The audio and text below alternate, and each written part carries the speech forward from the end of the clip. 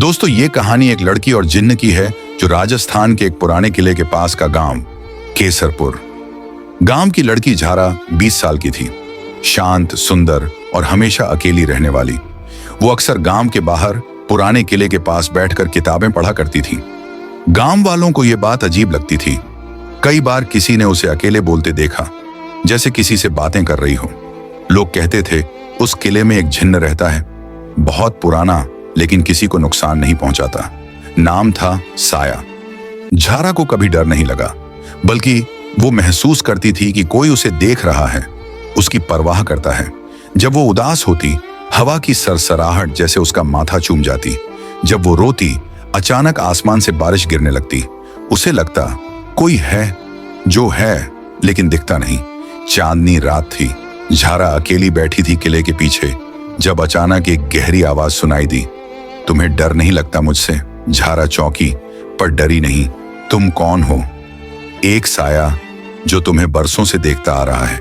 मैं कोई इंसान नहीं, पर तुम्हें चाहने की खता कर बैठा हूं। झारा डरने की बजाय शांत रही। उसकी आंखों में आंसू थे। क्यों? मैं कौन हूं तुम्हारे लिए? साया ने जवाब दिया, तुम मेरे सुकून की वजह हो। इंसानों से दूर हूं, लेकिन तुम्हारे पास आकर जीने की ख्वाहिश जागती है।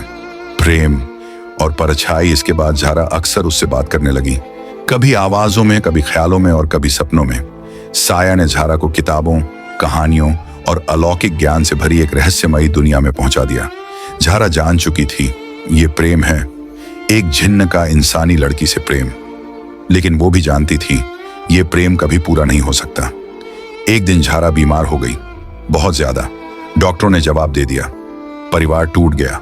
अंतिम रात झारा ने खिड़की की ओर देखा और कहा, साया, अगर तू सच में है तो मुझे अपने साथ ले चल। एक झोंका आया, खिड़की खुली, कमरे में चांदनी भर गई और झारा की आंखें धीरे धीरे बंद हो गईं। सुबह लोग कहते हैं उसकी लाश ठंडी थी, मगर चेहरे पर मुस्कान थी।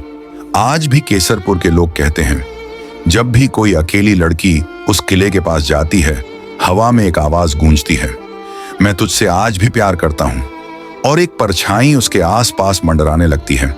कुछ प्रेम रिश्तों के बंधन में नहीं बनते, कुछ मोहब्बतें साया बनकर उम्र भर साथ रहती हैं। दोस्तों, अगर यह कहानी आपको अच्छी लगी हो या आप इसी तरह की और कहानी सुनना चाहते हैं, तो आप हमारे चैनल को सब्सक्राइब कर सकते हैं। हम हर रोज इसी तरह की कहानी अपने चैनल पर डालते रहते हैं।